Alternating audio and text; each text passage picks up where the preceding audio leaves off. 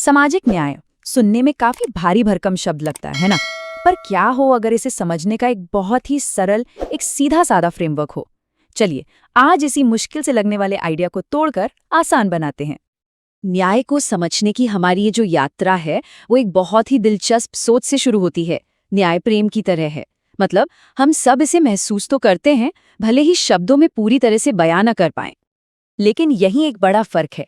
जहां प्यार एक बहुत ही निजी, एक पर्सनल एहसास है, वहीं न्याय का ताल्लुक हमारे सार्वजनिक जीवन से है।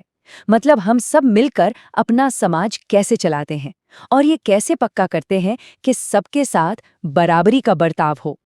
तो आज हम क्या क्या देखने वाले हैं? सबसे पहले हम न्याय को एक एहसास के तौर पर समझेंगे, फिर इस पर सदियों से चली आ रही बहस पर नजर डालेंगे और उसके बाद निष्पक्षता के 3 सबसे जरूरी सिद्धांत, समानता, आनुपातिकता और जरूरतें, इनको जानेंगे और आखिर में देखेंगे कि ये सिद्धांत असल जिंदगी में काम कैसे करते हैं।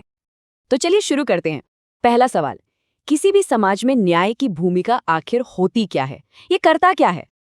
देखिए, न्याय वो बुनियादी ढांचा है जो ये तय करता है कि समाज में किसकी क्या जिम्मेदारी होगी।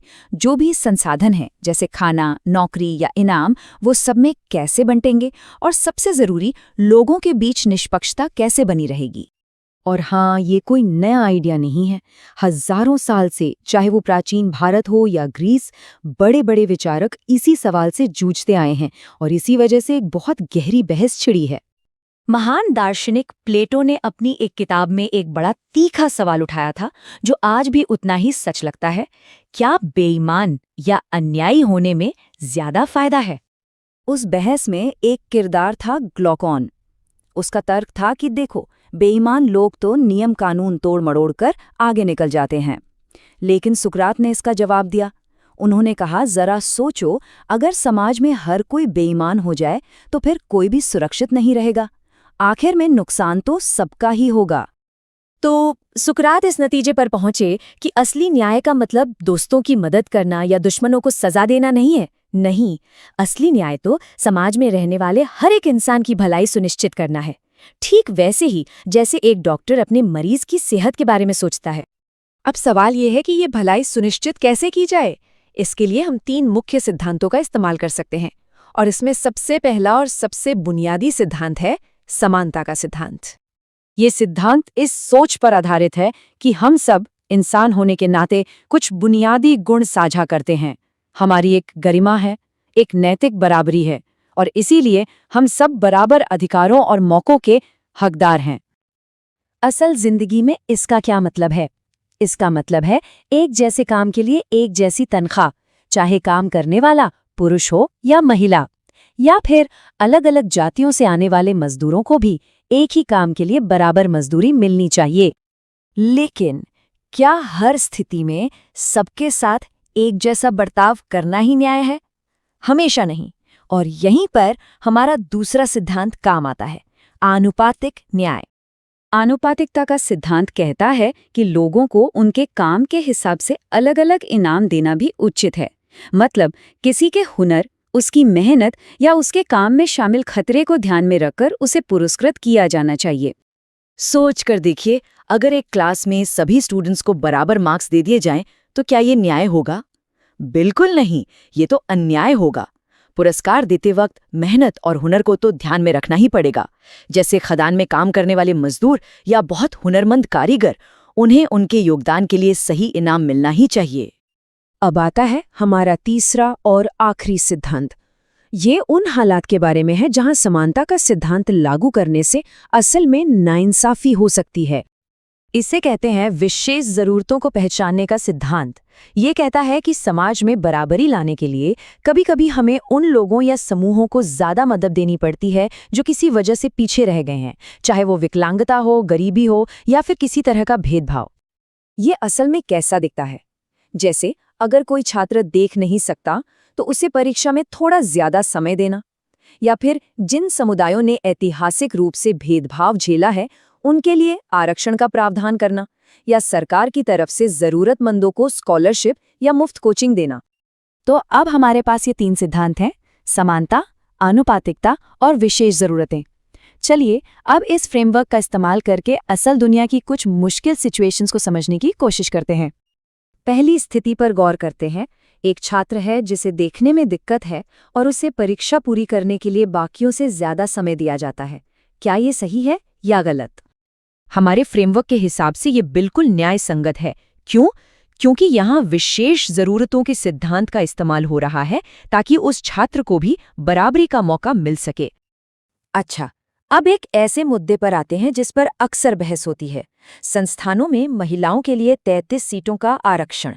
ये न्यायसंगत है या अन्यायपूर्ण? अगर हम अपने फ्रेमवर्क से देखें तो इस कदम को भी न्यायसंगत ठहराया जा सकता है। इसके पीछे भी वही विशेष जरूरतों का सिद्धांत काम कर रहा है जो समाज में लंबे समय से चले आ रहे असंतुलन और भेदभाव को ठीक करने की एक कोशिश है। तो यहाँ सबसे जरूरी बात यह है कि न्याय कोई एक सीधी सपाट चीज नहीं है।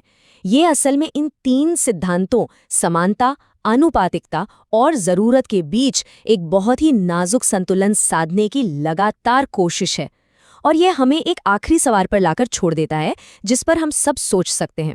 आज के हमारे समाज को इन तीनों में से किस सिद्धांत को लागू करने में सबसे ज्यादा मुश्किल होती है? तो चलिए एक सवाल से शुरू करते हैं। जरा सोचिए, एक ऐसा देश है जहां हर एक नागरिक के लिए कानून बिल्कुल बराबर है, तो क्या हम मान लें कि वहां पूरा न्याय है? क्या ये मामला इतना सीधा साधा है? नहीं, शायद नहीं, क्योंकि असली सवाल कानून से भी बड़ा है।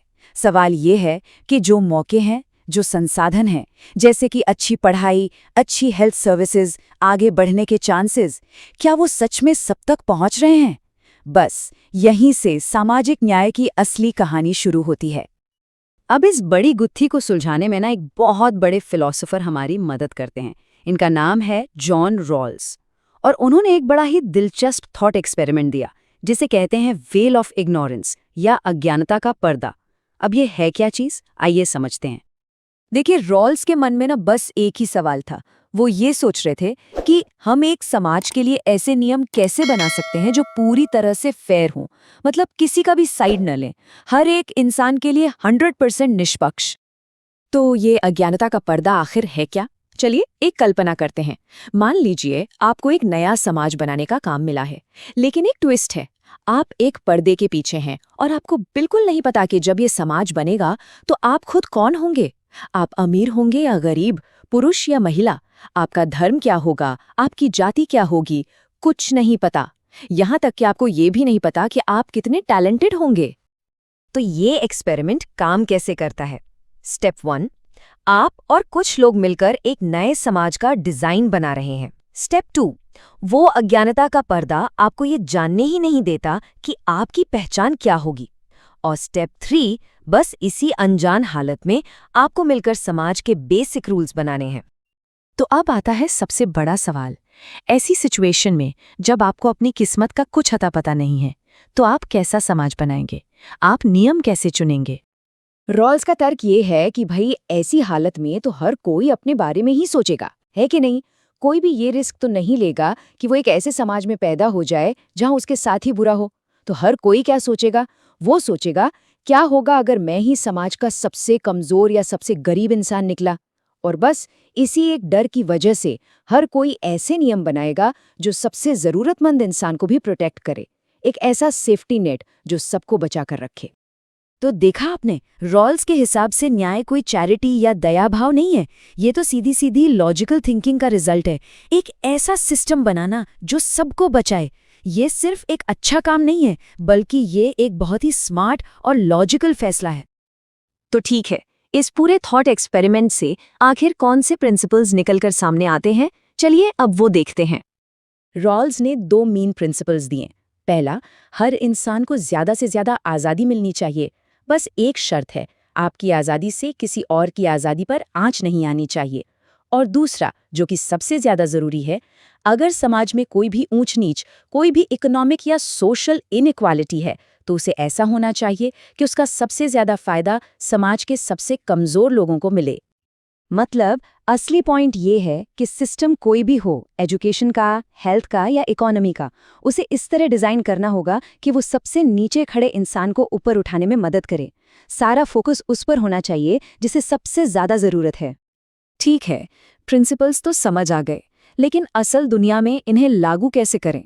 और बस यहीं से एक बहुत बड़ी डिबेट शुरू हो जाती है। सामाजिक न्याय तक पहुंचने के दो मेन रास्ते कौन से हैं?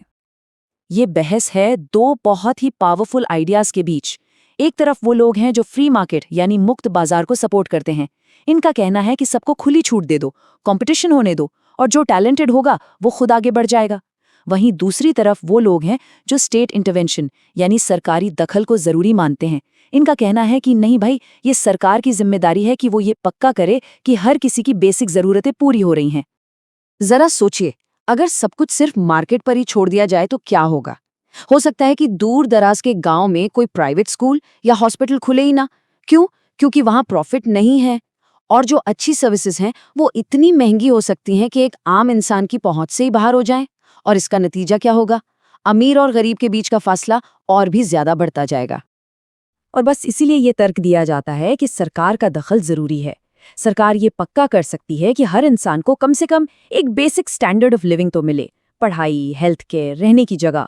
ये सिर्फ कानून में बराबरी की बात नहीं है, ये असल में सबको रेस में दौड़ने का एक बराबर मौका देने की कोशिश है।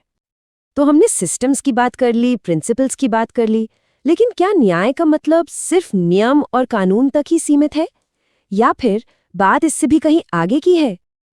और यहीं पर डॉक्टर B.R. अम्बेडकर की एक बात हमें एक बहुत ही गहरी सोच में डाल देती है। उनके हिसाब से एक न्यायपूर्ण समाज सिर्फ संसाधनों के सही बंटवारे से नहीं बनता, वो तब बनता है जब लोगों के दिलों से एक दूसरे के लिए भेदभाव और नफरत की भावना खत्म हो जाती है और सम्मान की भावना पैदा होती है। जब एक समाज सच में एक दूसरे के लिए दयालु बनता है, तभी और सिर्फ तभी सच्चा न्याय आता है। तो ये सवाल हम सबके लिए है, आखिर एक सच में न्यायपूर्ण समाज दिखता कैसा है? इस पर सोचिएगा जरूर। और हाँ, अगर ये चैप्टर एक्सप्लेनेशन आपको सच में काम का लगा हो तो इसे लाइक और शेयर जरूर करें, और ई पाठशाला यूट्यूब चैनल को सब्सक्राइब करना ना भूलें। देखिए, ये जानकारी सिर्फ आपके लिए ही नहीं बल्कि उन सभी स्टूडेंट्स के लिए भी जरूरी है जो एनसीईआरटी को गहराई से समझना चाहते हैं। आपका एक शेयर किसी और का कॉन्सेप्ट क्लियर कर सकता है। तो पढ़ते रहिए और समझते रहिए।